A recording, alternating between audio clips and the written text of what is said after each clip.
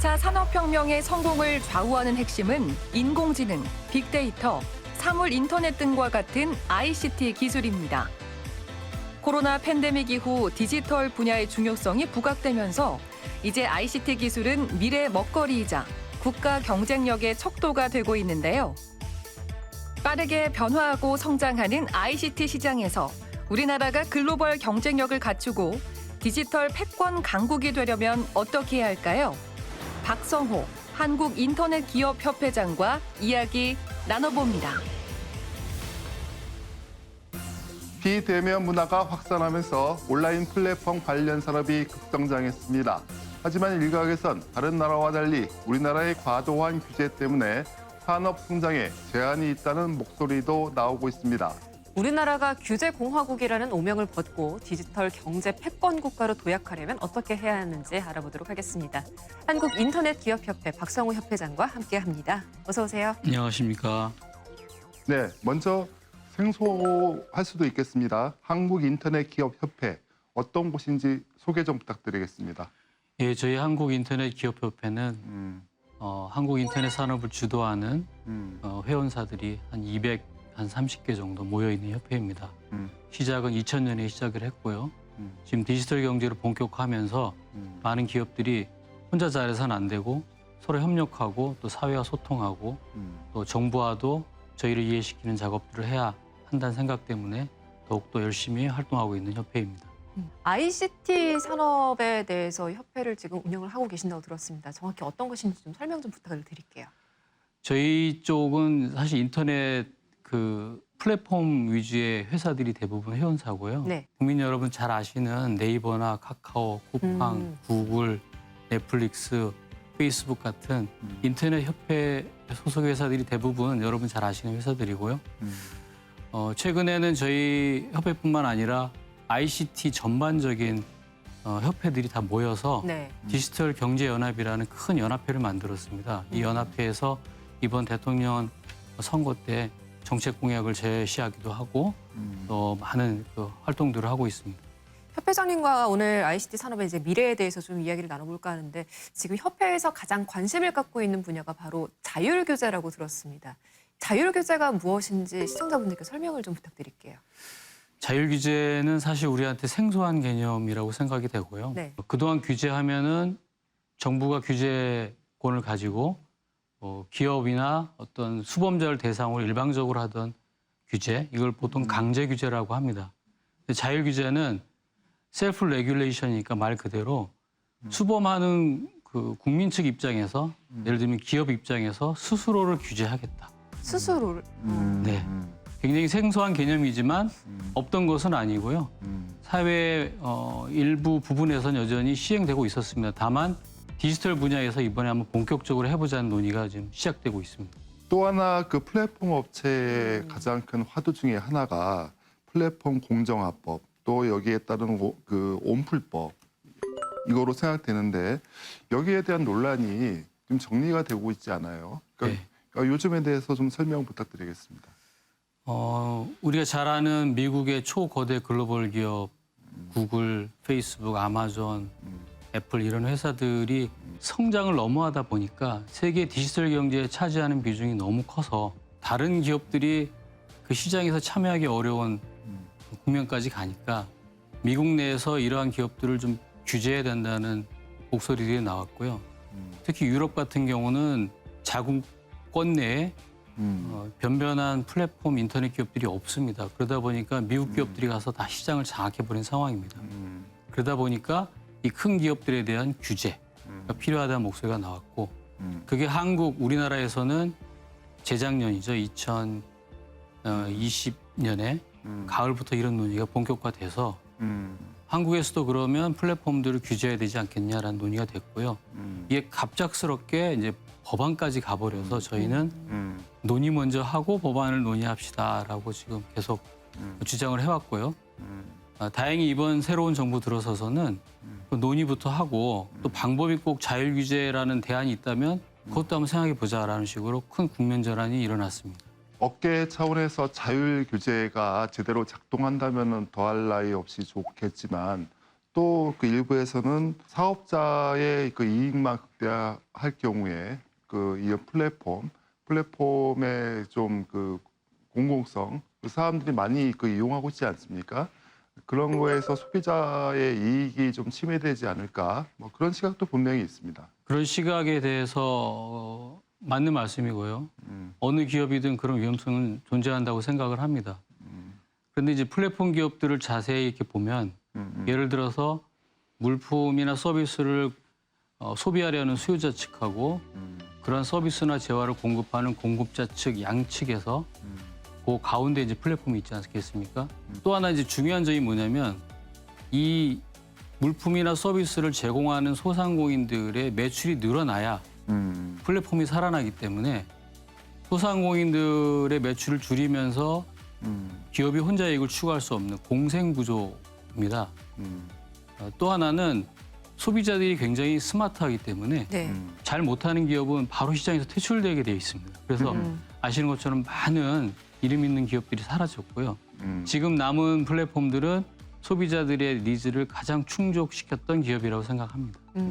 혹시 앞으로 그러니까 민간 중심의 자율 규제가 좀 이뤄질 경우에는 시장에는 어떤 변화가 일어날 것이라고 예상을 하고 계시는 건가요? 자율 규제를 우리가 본격적으로 해본 적이 없기 때문에 사실 뭐라고 속단하기는 어려운데요. 네네.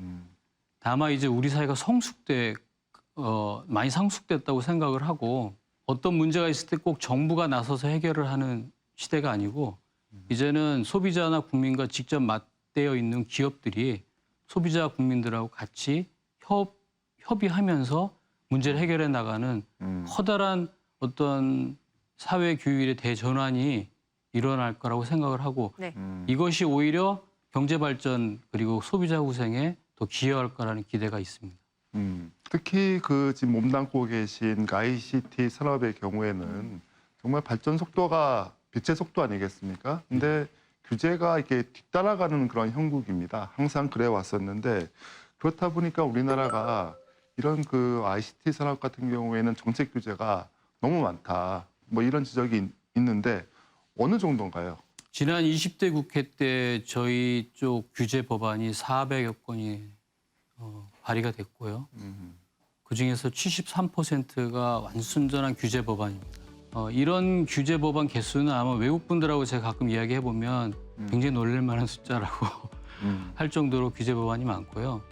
무슨 문제만 생기면 전부 규제 법안이 나오기 때문에 저희 협회가 주로 하는 일이 그런 규제 법안이 나왔을 때 이제 그렇게 하시면 안 된다고 설명하는 그런 활동 많이 하고 있습니다. 정말 많습니다. 그런 규제 법안의 입법 취지는 보통 무엇인가요? 보통은 이제 소비자 보호, 시장의 공정성 확보, 이해관계자의 이해 조정 그런 거죠. 사실 명분은 다 맞는 이야기인데 방법이 잘못됐다 생각되는 입법이 상당히 많고 또 말씀하신 것처럼 워낙 기술 속도가 빠르기 때문에 전혀 안 맞는 법안들이 나오고 있습니다. 이미 지나갔거나 실효성이 없는 그런 규제 방법들. 해외 사례로 봤을 때 우리나라의 규제와 해외 사례, 그러니까 어느 정도의 격차가 좀 있는 건가요? 지금 우리나라의 어떤 산업 규제 정도가요? 그거를 객관적 수치화한 비교법적인 자료는 없는데요. 사실 우리나라 세계 최초인 게 굉장히 많고요. 우리나라가 뭔가를 규제를 시작을 하면 다른 나라도 따라하는 그런 형국입니다. 게임에 관한 규제도 저희가 처음 규제를 시작했고 중국이 그대로 따라했고 다른 나라들도 이제 그거 어떻게 하는 거냐고 배우러 오는 그런 모습이고요.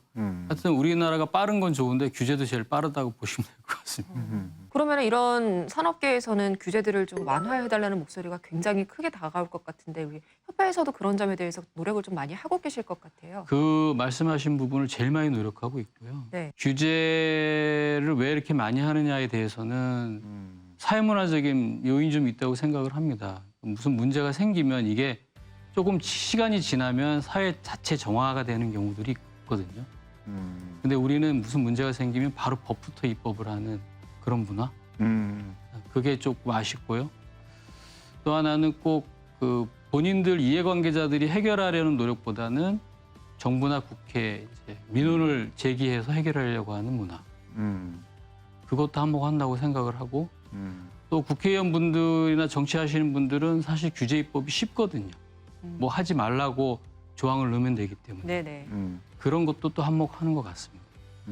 그래서 이제는 좀 거시적 차원에서 정말 나라에 도움이 되는 법이 무엇인가, 지금 꼭 필요한가, 시기나 방법을 좀 더 진중하게 논의했으면 하는 바람이 뭐 협회뿐만 아니라 사회 구성원으로서도 가지고 있습니다. 새 정부가 출범한 지 지금 한 달 조금 지났습니다. 근데 그 애시당초 디지털 그 패권국가 그리고 디지털 플랫폼 정부 이렇게 그 캐치프레이즈를 내세웠어요. 이런 그 캐치프레이즈를 내세웠으면 정부의 기본적인 그 기조는 어떻게 가야 한다고 보십니까? 일단 이번 정부는 디지털 플랫폼 정부를 전면에 내세웠고요. 아시는 것처럼 우리나라가 디지털화가 전 세계 수준급이기 때문에 또 전자정부도 역시 전 세계 탑급이기 때문에 여기서 더 나아간다면 제 생각에는 뭐 소프트웨어의 선진화뿐만 아니고 국민들이 원하는 거를 바로 정부에서 캐치를 해서 반영할 수 있는, 사실 저희 민간기업 플랫폼이 성장할 수 있던 이유가 물건 하나 팔고 이렇게 오랜 세월 지켜보는 게 아니고 저희는 서비스가 24시간 제공되고 소비자들께서 SNS나 댓글로 의견들을 주시거든요. 그걸 계속 분석해서 서비스에 반영하는 실시간 인터랙티브 서비스를 했기 때문에 이렇게 선택을 받았던 것처럼 이번 정부도 국민들의 실시간 목소리를 바로 분석해서 정책에 반영할 수 있는 그런 발빠른 정부가 정말 디지털 정부 아닌가, 디지털 플랫폼 정부 아닌가 이런 생각하고 있습니다.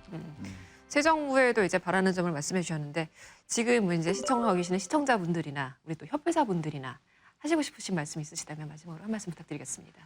지금 이제 대전환 시대, 디지털 대전환이라고 하는데 많은 분들이 거리감을 느끼는 분들도 계신 것 같아요. 그리고 이 시대에 나는 과연 이익을 볼 건가, 손해를 볼 건가. 네. 또 불안한 이 불확실한 미래를 어떻게 살아갈 것인가. 이 점에 대해서 정부나 국회나 청사진을 좀 확실하게 보여줄 필요가 있고요. 또 교육적 측면에서도 디지털 세대뿐만 아니라 이미 기성세대도 빠르게 디지털화 돼야 된다. 그러기 위해서는 교육제도가 평생교육체제로 바뀌어야 된다 생각이 들고요. 또 많은 변화가 있을 거고 직업 전환이 있을 겁니다. 거기에 대해서도 대비를 해야 된다고 생각을 합니다. 알겠습니다. 세계 ICT 100대 기업 중 절반이 미국 기업입니다. 그만큼 새로운 도전에 대한 지원 환경이 잘 갖추어졌다는 의미이기도 할 겁니다. 우리나라도 규제 완화를 통해서 글로벌 경쟁력을 갖춘 대한민국으로 거듭날 수 있길 바랍니다. 네, 협회장님의 말씀은 여기까지 듣도록 하겠습니다. 고맙습니다. 감사합니다. 감사합니다.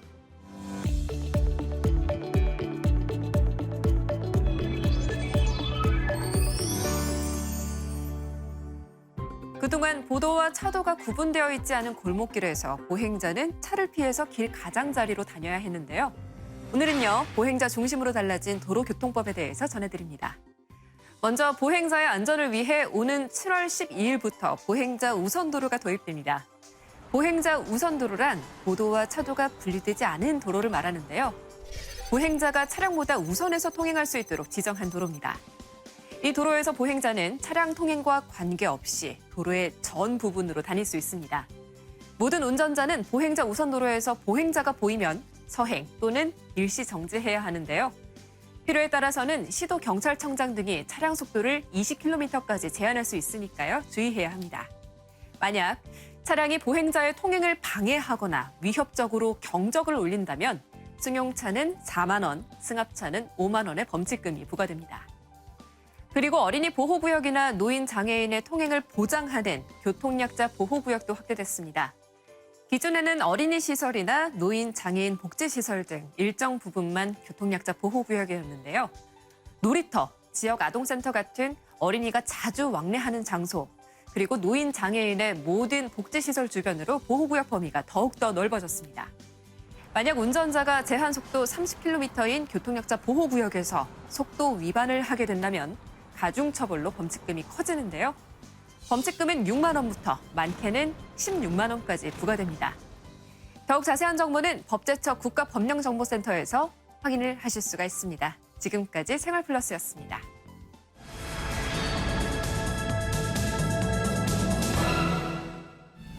소비자가 안심하고 거래할 수 있도록 중고 자동차에 대한 올바른 정보 전달을 돕는 한국자동차진단보증협회. 자동차의 성능 진단부터 전문 인력 양성까지 중고 자동차 시장 활성화에 앞장서고 있는데요. 보다 투명한 중고 자동차 유통 문화를 조성하려면 어떻게 해야 할지 정욱 한국자동차진단보증협회장과 이야기 나눠봅니다. 한 조사에 따르면 중고차에 대한 소비자의 인식이 부정적인 반응이 많았습니다. 4명 중 3명은 국내 중고차 시장이 신뢰하기 힘들다고 답했습니다. 네. 그래서 오늘은요, 투명한 중고차 시장을 만들기 위해서 노력하는 곳 모셨습니다. 한국자동차진단보증협회 정욱 협회장님과 함께합니다. 어서 오세요. 네, 안녕하세요. 안녕하십니까. 네, 대강 느낌으로 어떤 협회인지 좀 알 것도 같은데 또 간략한 소개부터 부탁드리겠습니다. 우리 한국자동차진단보증협회는 자동차를 매매하거나 정비하지 않는 자동차 전문 진단 회사들을 회원으로 하여 지난 2003년 국토부 장관으로부터 설립 허가된 비영리 사단법인입니다. 우리 협회는 크게 2가지 업무를 하고 있는데요. 하나는 중고자동차 성능 상태 및 가격 조사 산정 업무를 하고 있고요. 또 다른 하나는 국가공인 자동차 진단평가사 자격 검정 시행 업무를 하고 있습니다. 협회가 2003년도에 설립이 되는데 2009년도부터 회장직을 계속해서 연임하고 계신 것으로 알고 있습니다. 그러니까 거의 설립 때부터 지금까지 대표직을 하고 계시는 건데 그동안의 성과를 좀 많이 내셨습니까, 회장님? 제가 회장으로 재임하면서 저희 성과를 말씀드리기는 매우 부끄럽습니다만 우리 협회가 적극 건의하여 시행된 제도 한 3가지 정도를 말씀드리겠습니다. 네. 첫째는 자동차 진단평가사의 국가공인 자격 획득입니다. 우리나라에는 민간 자격증이 수만 개가 있고 그중에서 국가공인된 자격은 한 90여 개에 불과합니다. 특히 국토교통부에서는 유일하게 자동차 진단평가사가 국가공인된 자격입니다. 2번째는 자동차 가격조사 산정제도 시행인데요. 자동차 진단평가사가 자동차 가격조사 산정자로서의 법적 지위를 확보하게 된 겁니다. 또 3번째는 자동차 성능 상태 점검 책임보험 제도 시행입니다. 네. 중고 자동차를 구입하는 소비자가 차량 구매 후 최소 1개월, 주행거리 2,000km까지 보험사로부터 수리 보증을 받을 수 있게 된 점입니다. 협회 주력 사업이 성능 점검 업무라고 말씀하셨는데요. 중고차 성능 점검 제도가 무엇인지 여기에 대해서 좀 자세한 설명 부탁드리겠습니다. 중고 자동차 성능 점검 제도는 중고 자동차를 구입하는 소비자 알 권리 확보를 위해서 중고 자동차를 판매하는 매매 사업자는 국토부 장관이 지정하는 성능 점검 업체에서 팔고자 하는 차량에 대해서 성능 점검을 받고 이 점검 내용이 기록된 자동차 성능 점검 기록부를 의무적으로 소비자한테 고지하는 제도입니다.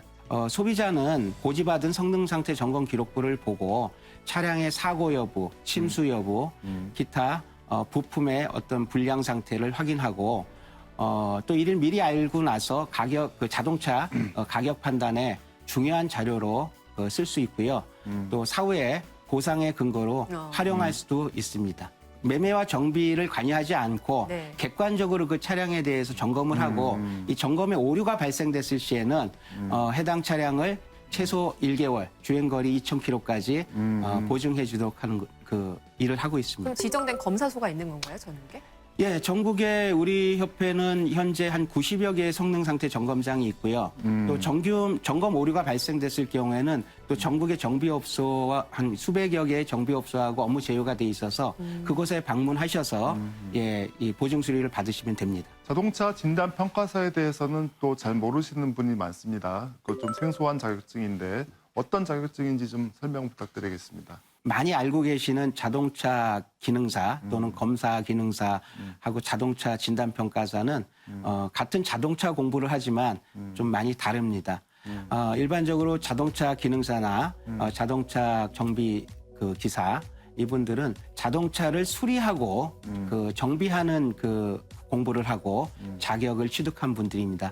이분들은 대다수 자동차 정비업체에 근무하시는 분들이라고 생각하면 되고요.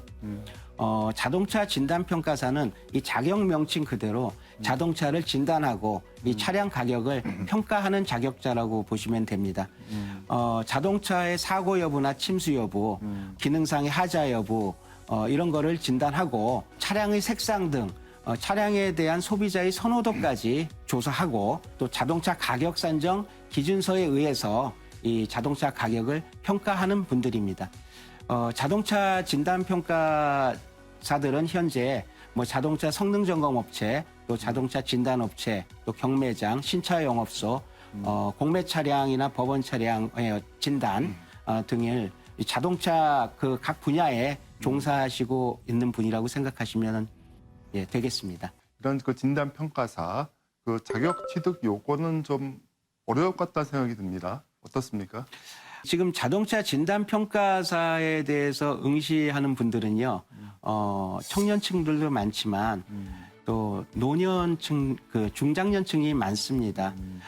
특히 그 일반적으로 이제 자동차 진단 평가사 자격증을 가지고 이 차량을 평가할 수 있는 이 능력을 보유하게 되면은 지금 뭐 비대면 중고차 거래가 늘어나고 인증중고차 등 또 정보 공개가 되면 될수록 차량 당사자 거래가 늘어나서 이 자동차 진단 평가사에 대한 인력 수요가 상당히 많습니다. 그리고 이제 저는 오히려 청년 일자리도 중요하지만 우리가 좀 은퇴가 빨라졌잖아요. 네. 예, 그래서 사실 뭐 저도 이제 진단 회사를 경영하고 있지만 이 자동차 진단 평가사 자격을 취득하고 이 실전에서 정말 일할 수 있는 사람들을 구하려면은요. 뭐 자격 취득 후 뭐 400만, 500만 원을 초봉으로 준다 해도 사람 구하기가 정말 쉽지가 않습니다. 그만큼 지금 일자리 수요가 폭발적으로 좀 증가하고 있는 실정입니다. 가격 조사 산정 네. 이게 또 그 성능 이상으로 되게 그 예민한 부분 아니겠습니까? 네. 여기에 대해서 한번 설명을 부탁드리겠습니다. 예, 가격 조사 산정 매우 중요하죠. 일반적으로 소비자가 차량 구매할 적에 제일 알고 싶은 거 있지 않습니까? 뭐 그 차가 사고 났냐 안 났냐, 부품의 상태가 어떠냐. 그다음에 제일 중요한 게 그 차가 얼마냐 이겁니다.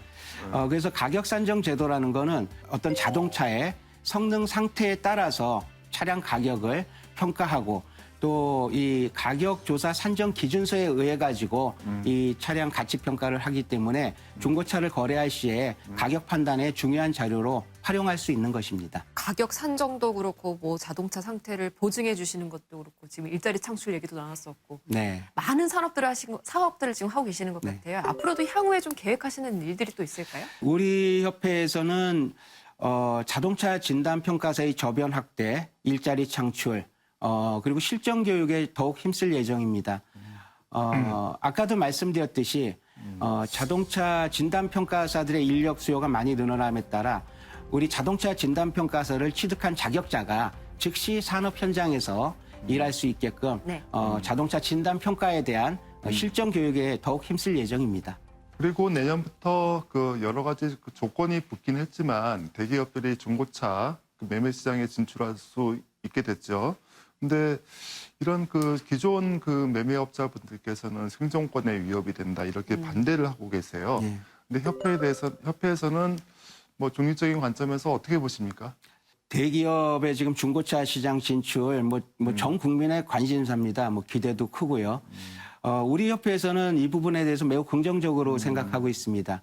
이 낙후된 중고차 시장에 대기업이 진출함으로써 기존의 매매 사업자들도 뭐 인증 중고차나 또 연장 보증 서비스 등 시장 경쟁력 확보에 더욱 노력하고 있습니다. 따라서 이 중고차 시장은 앞으로 더 성장할 것으로 보여지고요.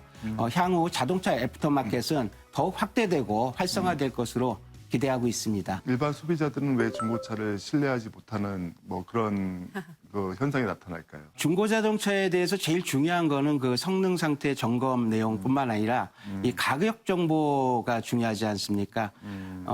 이 자동차를 그 일반 소비자분들은 차량의 어떤 그 종류를 결정하고 그 차량을 구입할 적에 어떤 시세만 비교해서 차량을 구입하곤 합니다.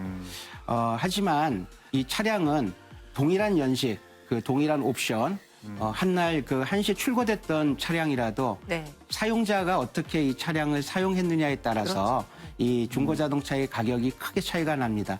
뭐 많게는 수백만 원에서 수천만 원까지 차이가 나게 되는데요. 아, 같은 연식이라도요? 예, 그렇죠. 이 사고 여부나 어떤 뭐 침수 여부, 뭐 사용자가 또 그러니까 예를 들자면은 뭐 같은 날 태어난 사람이라 할지라도 이 본인의 건강 관리를 어떻게 했느냐에 따라서 현재의 건강 상태나 기대 수명이 달라지는 거하고 같이 보시면 될 것 같습니다.